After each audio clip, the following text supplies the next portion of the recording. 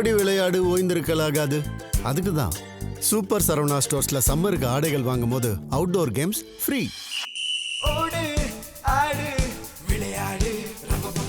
Super Saravana stores summer கோடையை கொண்டாடலாம். தேர்தல் பிரச்சாரத்துக்காக குழந்தைங்களை உணர்வு ரீதியா பயன்படுத்தினதா தமிழக வெற்றி கழக தலைவர் ஜோசப் விஜய்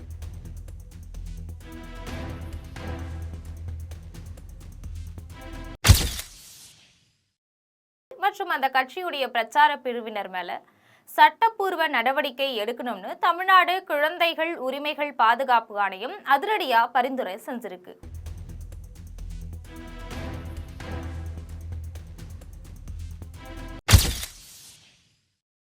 இது தொடர்பாக விரிவான செய்தியை தற்போது தெரிந்து கொள்ளலாம்.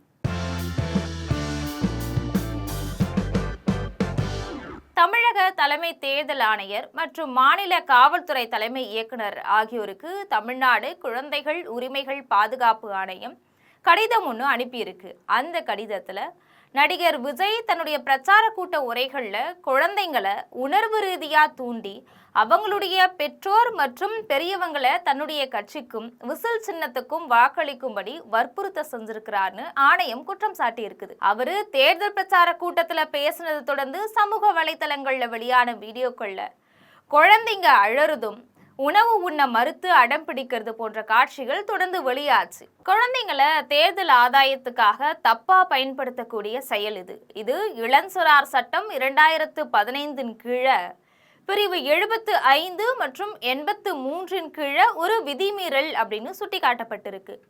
கொடுமை அப்படிங்கிற சொல் உடல் ரீதியான பாதிப்பை மட்டும் குறிக்கிறது கிடையாது அப்படின்னும் மன ரீதியான மற்றும் உணர்வு ரீதியான பாதிப்புகளையும் உள்ளடக்கியது அப்படின்னும் இது மட்டும் இல்லாம தேர்தல் பணிகள்ல குழந்தைகளை ஈடுபடுத்தக்கூடாது அப்படிங்கிற இந்திய தேர்தல் ஆணையத்துடைய விதிகளுக்கு இது மொத்தமாவே முரணா இருக்கு அப்படின்னும் குழந்தைகள் உரிமைகள் பாதுகாப்பு ஆணையம் குறிப்பிட்டிருக்குது.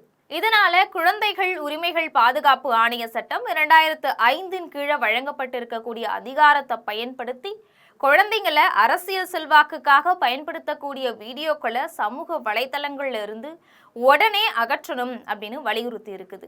நடிகர் ஜோசப் விஜய் மற்றும் அவருடைய பிரச்சார பிரிவினர் மேல இளஞ்சிறார் நீதி சட்டத்தின் கீழே உரிய குற்றவியல் நடவடிக்கை எடுக்கணும் அப்படின்னும் தேர்தல் பிரச்சாரத்துக்காக குழந்தைங்களை பயன்படுத்தினதுக்காக தேர்தல் ஆணையமும் உரிய நடவடிக்கை எடுக்கணும் அப்படின்னும் கடிதத்துல கேட்டுக்கிட்டு இருக்காங்க.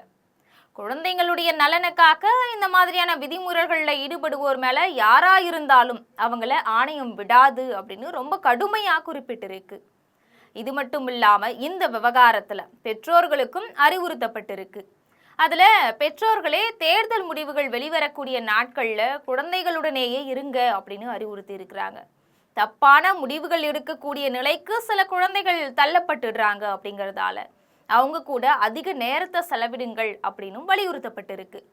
தேர்தல் முடிவுகள் எதிர்பார்த்த மாதிரி அமையல அப்படின்னா குழந்தைங்க தப்பான முடிவுகளை கையாளக்கூடிய மனநிலைக்கு தள்ளப்படக்கூடிய சூழல் உருவாக்கப்பட்டிருக்கிறதாவும் குற்றம் சாட்டி இருக்கக்கூடிய குழந்தைகள் ஆணையம் ஒவ்வொரு குழந்தையுமே பாதுகாப்பா இருந்திட பெற்றோர்கள் ரொம்பவும் கவனமோட செயல்படணும் அப்படின்னு வலியுறுத்தி இருக்கிறாங்க.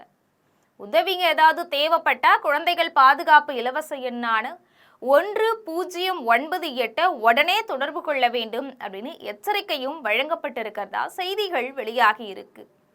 இது போன்ற செய்திகளை உடனுக்குடன் தெரிந்து கொள்ள ஜெம் தொலைக்காட்சியுடன் எப்பொழுதும் தொடர்பில் இருங்கள். நன்றி.